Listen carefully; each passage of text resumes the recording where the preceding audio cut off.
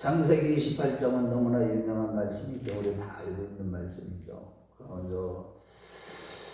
야곱이 에서를 피해서 결국은 에서 때문에 장자의 명분을 빼앗고 장자의 축복을 다 빼앗은 에서, 그 이후에 에서에 이제 화가 나가지고 죽이려고 하는 그것 때문에 리브가가 해적석, 즉 가나안 여인들로 인해서 자기가 혹시라도 이 아들이 결혼하면 안 될 것 같다고 하면서 그 얘기를 했더니, 결국에는 그 일로 인해서 이삭이 외삼촌 라반의 집에, 야곱의 외삼촌 라반, 리브가의 오라버니 부두엘의 딸이죠, 라반의 집으로 이렇게 가서 거기서 이제 아내를 취하라 이러고 하면서 이삭이 축복해주고 이렇게 보내고, 또 가던 중에 그 중간에 이제 에서가 자기가 딱 가만히 보니까 그 이삭이 야곱을 축복해서 외삼촌 라반의 집에 보내는 거 보니까 자기는 지금 가나안 여인을 2명이나 아내로 삼고 있다 보니까 아버지와의 관계가 그래서 나를 기뻐하지 아니하는구나 이렇게 생각을 하고는, 이 아버지의 이제는 자기 동생 야곱은 외삼촌 라반의 딸들 중에서 아내를 취하라 했으니까, 나는 그러면 아버지의 형제인 이스마엘의 딸들 중에서 아내를 취하면 혹시라도 기쁘게 할 거 아니냐. 영적으로 무지한 거죠. 그런 생각을 하고 언약과의 그러니까 하나님의 언약의 중요성을 모르는 거예요. 그래서 결국은 또 에서가 이스마엘의 딸을 아내로 취하는 내용이 삽입되어 있고요. 그 다음에 이어서 이제 베델 사건이 있게 되는데, 베델의 언약을 받게 되는데 꿈속에서 하나님이 나타나죠. 그 외삼촌 라반의 집에 가는 도중에 베델에 이르렀을 때 그가 너무 피곤해서 돌베개하고 잠을 잤을 때 꿈속에서 이제 하나님이 나타나시죠. 그런데 그 환상이 어떻게 보이냐면, 꿈속에서 사닥다리가 하늘 끝에서부터 자기 땅 위까지 사닥다리가 쭉 내려오는데, 그 하늘 끝에서 하나님이 계시고 사닥다리에 천사들, 하나님의 사자들이 오르락 내리락 하는 꿈을 꾸는데, 그때 음성이 들리는 게 꿈속에서, 그러면서 나는 내 조부의 하나님, 즉 아브라함의 하나님, 또한 내 아버지의 하나님, 이삭의 하나님 여호와라 하면서, 내가 너를 통하여서 이제 많은 이 땅을 줄 뿐만 아니라 많은 자손을 얻게 되리라. 그리고 내가 늘 그 일을 이루기까지 너와 함께 있어 너를 떠나지 않고 너를 지키신다. 이런 베델의 언약을 이렇게 받게 되고, 그것을 인해서 거기에다가 이제 두려워서 야곱이 단을 쌓고 거기에 기름을 붓고 거기서 하나님 앞에 예배를 드릴 때, 무엇보다도 하나님 앞에 11조를 드리겠다. 거기에 그 다음에 거기서 또 하나님께서 나에게 이렇게 축복해 주시면 내가 하나님을 섬기겠다. 이런 약속을 하는 것이 오늘 전체적인 내용입니다. 자, 그런데 여기서 우리가 이제 첫 번째로 우리가 구속사적인 교훈을 먼저 배우려면 다른 게 아니에요. 지금 실질적으로 가정적인 이 불화가 생겼죠. 그 하나님의 축복을 받겠다고 하는 이 야곱과 리브가가 이 이삭을 속여서 결국은 장자의 축복을 받게 되지만, 그거 역시 그때 기름 부음을 이렇게 장자의 축복을 받을 때 지금 이삭이요, 영적인 눈이 어두웠다 보니까 육신적인 눈만 어두운 게 아니라 영적인 눈까지 어두워져서 자기가 인간적인 생각에 장자 에서를 축복하려고 했지만, 실질적으로 하나님께서는 그 예언한 대로 리브가에게 내 태중에 있는 그 아기들 쌍둥이에 대해서 예언한 그 큰 자가 작은 자를 섬기리라.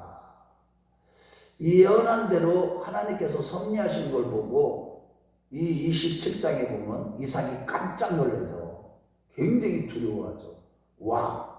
그래서 하나님은 내가 이렇게 실수를 했어도 결국은 반드시 하나님의 예언을 이루시는구나라고 굉장히 두려워하는 가운데 그 축복한 것을 번복하지 않죠. 그러고 난 다음에 이삭이 지금 그 리브가의 말대로 지금 어디로 보내요? 이 하란으로 보내는 거예요. 밧단 아람으로. 그래서 이런 내용을 볼 때 우리가 먼저 기억해야 되는 것은 우리 하나님은 인간들의 실수를 통해서도 하나님의 말씀을 인간의 죄를 짓고 실수하고 허물이 많다고 할지라도 하나님은 반드시 이를 행하시는 여호와 이를 지어 성취하시는 여호와 하나님은 구속의 경륜을 반드시 이루어 가시고 우리 인간들의 약점을 통해서도 반드시 하나님의 일을 이루신다는 거예요. 오늘 본문에서도 그래서 결국은 밧단 아람으로 이렇게 보내게 되는 내용이 있습니다.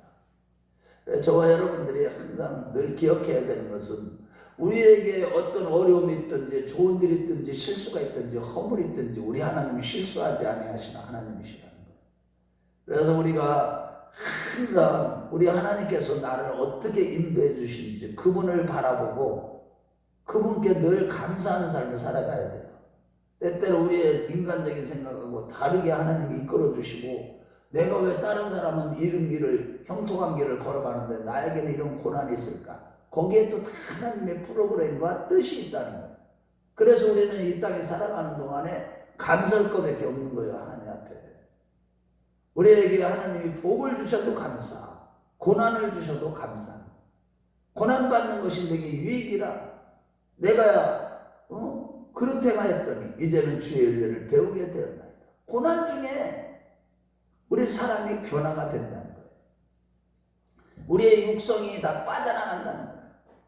고난이 우리를 유익하게 하기 때문에 여러 가지 시험을 만나거든 기쁘게 여기라고 베드로 사도도 그랬고 야고보 사도도 말씀하고 있는 것이죠. 자, 어찌됐든 간에 그런 과정을 통해서 이제 밧단 아람으로 가는 과정 속에 사실 이 야곱은요 조용한 사람이고 집에 머무는 사람이었어요. 에서형은 들사람이고 항상 활동적인 사람이었죠. 그런데 이 광야길을 그 어려운 고난의 길이 이제 시작되는 거예요. 이 야곱을 통해서. 그러면서 우리 하나님께서는 이제는 이삭에 이어서 이제 언약의 가문의 혈통을 순수한 혈통을 지켜나갈 때 이 야곱을 통해서 이제 하나님의 구속사가 어떻게 진행되는지 이제 28장부터 거의 마지막 장까지 물론 요셉에 대해서는 37장부터 이제 조금 삽입이 됐지만은 거의 다 야곱의 이야기를 기록하고 있는 겁니다. 그래서 이 야곱의 생애를 살펴보면 그가 47장의 9절에 보면은 험악한 인생을 살았다고 바로왕 앞에서 고백하는 것처럼 그의 신앙 인생의 여정을 살펴보면 하나님의 구속사가 우리를 하나님이 구원하는 역사가 어떻게 이루어지는지를 아주 정확하게 우리에게 교훈을 주고 있는 것이 야곱의 생애예요. 야곱의 생애를 보면 정말로 하나님이 우리에게 정말 하나님이 택하시고 하나님이 우리에게 구속의 은혜를 주셔서 예수를 믿게 했어도 우리의 삶 속에는 이러한 어려움과 고난이 있어야만이 우리의 육성이 죽어지고 우리가 영적인 사람으로 변화되어져 가는 거구나. 그런데 그런 과정 속에 우리에게 고난을 허락하시고 억울한 일을 당하게 하시고 야곱의 생애를 보세요. 야곱이요 그의 인생 여정에 보면 신앙의 노정을 보면 굉장히 고난의 연속이었다는 겁니다. 그래서 영적으로 참 하나님과 겨루어 이루겠다면 이스라엘이라는 이름을 얻기까지 그는요 엄청난 연단을 받게 돼요. 외삼촌 라반의 집에 가서. 그 이후에도 계속 연단이 있죠. 요셉을 잃게 되는 어려움, 다양한 어려움들이 있어요. 고난이 연속이라는 거예요. 그렇지만 우리는 이런 것들을 보면서 생각해야 될 것은 먼저 우리 구속사적인 교훈은 뭐냐. 항상 하나님은 나를 구원해 내시기 위해서 항상 간섭하신다. 항상 나를 지키신다는 거예요. 그래서 이게 보세요. 영적으로 무지한 이 에서는 인간적인 생각에 지금 하나님의 약속하고는 전혀 무관한 인간적인 생각에 이삭과 어머니 리브가를 기쁘게 하기 위해서는 그러면 그거를 엿들었잖아요. 옆에서 다 봤잖아요. 하나님이 이렇게 축복해서 다윗 동생을 보내는 것을 보고 자기는 육신적인 생각을 하게 되는 거예요. 영적인 무지가 이렇게 어리석은 거예요. 어리석게 행동하게 만드는 거예요. 그래서 우리는 영적으로요, 항상 하나님을 알아가는데 게을리하지 말아야 돼요. 우리들이 예수 그리스도 알기에 게을르지 말라는 거예요. 우리가 영적으로 우리가 예수 그리스도를 깊이 알아가면 알아갈수록 믿음의 덕을 생기고 덕의 지식을 생기고 지식의 형제 위에 사랑을, 이런 열매들을 맺히게 되는 거예요. 그래서 우리가 끊임없이 하나님의 말씀을 읽고 듣고 지키면 늘 묵상하는 삶을 살아가는 것이 복 있는 자라고 시편 기자는 말씀하고 있고 계시록 1장 3절에서도 말씀하고 있는 것이죠. 자, 그래서 이제 야곱이 이렇게 꿈을 꿨는데 과연 이런 꿈속에서 나타난 하나님이 꿈속에서 야곱을 만나 주신 거예요. 그러니까 야곱이 무슨 얘기를 해요? 와, 이곳이 과연 하나님이 여기 계시구나. 이거를 깨닫고 거기 이름을 뭐라고 줘요? 베델이라고 이름을 줍니다. 그럼 거기에서 기둥을 세우고 거기다 기름을 붓고 그러고 나서 하나님 앞에서 서원하는데, 여기서 또 우리가 배워야 될 게 뭐냐면, 지금 야곱은요, 하나님께서 어떤 약속을 주셨어요? 지금 내 자손이 번성하게 될 것이고 이 땅을 아브라함에게 약속하신 대로, 여기 보면은 6절부터 이제 19절까지 계속 그 얘기를 하는 거예요. 아니 10절부터. 그런데 거기서 보면은 하나님이 뭐라고 얘기하냐면 13절부터 얘기하는 게 보면, 이제 14절 한번 읽어보겠어요. 시작. 내 자손이 땅에 티끌같이 되어 내가 서쪽과 동쪽과 북쪽과 남쪽으로 퍼져나갈지며 땅의 모든 족속이 너와 내 자손으로 말미암아 복을 받으리라. 내가 너와 함께 있어 내가 어디로 가든지 너를 지키며 너를 이끌어 이 땅으로 돌아오게 할지라. 내가 내게 허락한 것을 다 이루기까지 너를 떠나지 아니하리라 하시니라. 여기 보면 이 땅과 자손들의 약속을 또 주시는 거예요. 항상 하나님은 늘 우리 사람에게 간섭하시고 하나님의 구속사를 일어나가실 때 항상 천국, 하나님 나라, 어떤 한 나라가 세워지려면 반드시 땅이 있어야 되고 거기에 백성이 있어야 되는 것이죠. 하나님 나라도 마찬가지예요. 하나님 나라도 지금 절대 주권자 되시는 분은 하나님이에요. 그 나라에 주권자가 있어야 되고 땅이 있어야 되고 백성들이 있어야 되는데, 하나님은 그러니까 주권에 대한 얘기는 안 하셔요. 하나님이 주권자시니까. 그러면서 이 하나님 나라에 대한 약속을 주신 거예요. 그 하나님 나라는 의의 나라죠. 그래서 땅과 이 자손에 대한 약속은 누구에게서부터 다 이루어져요. 예수 그리스도, 아브라함의 후손 다윗의 자손인 예수 그리스도의 세계라. 그분이 바로 예수 그리스도. 예수 그리스도를 통해서 온 천하 만민이 복을 받게 된다는 이 약속을 주신 거예요. 한마디로. 그러면서 이제는 내가 너와 함께 있어. 이 약속이 다 이루기까지 너를 떠나지 아니한다는 이런 약속을 주신 거예요. 임마누엘의 약속이죠. 우리가 예수를 믿고 하나님의 약속을 믿고 하나님 나라를 소망하며 우리 신앙생활을 하는 것은 사실은 정말 어려운 거예요. 왜냐하면 이 세상과 이 원수의 악한 자가 항상 우리를 호시탐탐 누리고 어찌하든지 우리를 넘어뜨리기 위해서 아주 사방팔방으로 이 귀신들이, 세력들이, 마귀의 졸개들이, 어둠의 권세들이 우리를 계속 공격하기 때문이에요. 그런데다가 이 세상의 유혹, 세상의 임금 마귀가 이 세상을 화려한 것을 가지고 보암직하고 먹음직하고 지혜롭게 할 만큼 탐스럽게 보이는 이 세상의 화려한 걸 가지고, 헛된 영광이죠. 다 헛되고 헛된 것이지만 그런 걸로 우리를 유혹하고 우리를 넘어뜨리려고 하는, 참 이러한 가운데서 우리를 지키시는 분은 오직 여호와 하나님이시라. 그분이 바로 임마누엘의 주님이라. 너를 떠나지 아니하리라. 이 약속을 누구에게 또 주셨어요? 예수님이 제자들에게 주신 것이죠. 너희들은 온 천하에 다니면서 온 나라와 족속과 백성들에게 이 하나님 내가 너에게 분부한 모든 것을 가르쳐 지키게 하라. 내가 너희와 항상 함께 있으리라. 우리 주님이 우리를 통해서 하나님 나라를 세워나갈 때, 하나님의 구속의 경륜을 성취해 나가실 때 하나님은 우리를 끝까지 지키시고 우리를 떠나지 아니하시나. 고난 중에서도 우리를 긍휼히 여기신 하나님. 그래서 이 히브리서 4장 15절에도 보면 우리의 연약함을 체휼하지 아니하는 자가 아니요 우리와 한결같이 시험을 받는 자는데 죄는 없으십니다. 우리 주님이요 우리가 고난당할 때 특히 함께 하시는 분이에요. 더 가까이 해주신다는 거예요. 어려울 때 바로 옆에 누가 계시냐? 우리 주님이 계신다. 이 임마누엘의 약속이 엄청난 것이죠. 그런데 보세요. 여기서 야곱의 반응을 보세요. 그가 뭐라고 얘기해? 서원을 하는데 20절 말씀 읽어보겠어요. 시작.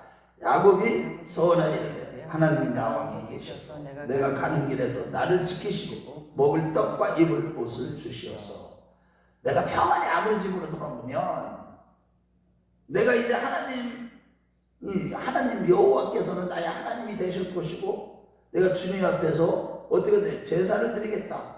하나님을 섬기겠다. 11조를 드리겠다. 이거는 이스라엘의 전통적인 방식이에요. 하나님 만난 곳에 이름을 세우고 그곳에 기둥을 세우고 거기에 기름을 붓고 11조 약속을 하는 거. 이거는 이스라엘 백성들이 하나님을 만났을 때마다 이스라엘 백성들이 전통 양식이 되어버렸죠. 자, 그런데 여기에 보면 서원하는 내용이 기가 막혀요. 감히 나를 지켜주시고 먹을 것을 주시고 입을 옷을 주시며 다 무엇을 얘기하는 거예요 지금? 이 땅에서의 축복을 얘기하는 것이죠. 영적으로 지금 자기가 분명히 영의 사람인데도 불구하고 그래서 장자의 축복을 받기 위해서 그런 위험을 무릅쓰고 죽음을 무릅쓰고 그 축복을 받아냈지만 그렇지만은 아직 영적으로 어린아이예요. 어린아이. 이스라엘이 되기까지 야곱이 그 과정이 꼭 있어야 되는 거예요. 그래서 여기 보면 맨날 먹을 거 입을 거 나를 지켜주시고 이런 거를 지금 하면은 자기는 족하다는 뜻이에요. 그런데 이게 다 땅의 것을 구하는 것이죠. 육신적인 것을 구하는 것이죠. 그래서 우리는요 잘 보면 영적으로 성숙한 사람들은 다른 걸 구하지 않아요. 오직 예수를, 그의 나라와 의를 구하죠. 진짜 먹을 거 입을 거 이런 건 하나님 우리에게 있어야 마땅히 있어야 되는 하나님 다 아시니까 구하지 말래요. 하나님이. 그런데도 그런 것만 구하고 있으니까 당장 코앞에 눈앞에 어려운 문제만 해결되기만 원하니까 이것을 통해서 아버지 뜻을 구하고 이런 고난을 통해서 어려움을 통해서 아버지 뜻이 이루어지길 원하나이다. 주기도문의 기도를 해야 되는데 우리는 그렇지 못한 경우 얼마나 많은지 모릅니다. 우리는요 그래서 항상 기도를 하되 어떻게 기도하라고 그랬어요? 쉬지 말고 기도하는 뿐만 아니라 성령으로 무시로 기도하라는 거예요. 성령으로 기도하라는 게 무슨 뜻이에요? 이거를 잘 이해를 해야 됩니다. 성령은요 아버지 뜻을 알아요. 그래서 성령님은요 우리 안에 죄를 계시해 주셔서 회개케 하시는 분이 성령님이에요. 그래 하나님 앞에 우리는요 우리가 육신대로 살면 다 죽을 것이거든요. 영으로 살면 살 것이라고 하셨어요. 그래서 몸의 행실을 영으로서 죽이라는 거예요. 그러니까 뭐예요? 성령의 능력으로 충만한 가운데 항상 땅의 것을 구할 것이 아니라 하늘의 것을 구하고 정말로 아버지 뜻을 구하는 그런 삶을 살아갈 때 하나님 우리를 책임져 주시는 것이죠. 그런 자들이 성숙한 신앙을 가진 자예요. 항상 자기와 자기 자신, 물론 마지막 때라서 이제는요 지금 우리 자신이 깨끗해지는 거 이 기도를 가장 먼저 하긴 해야 돼요.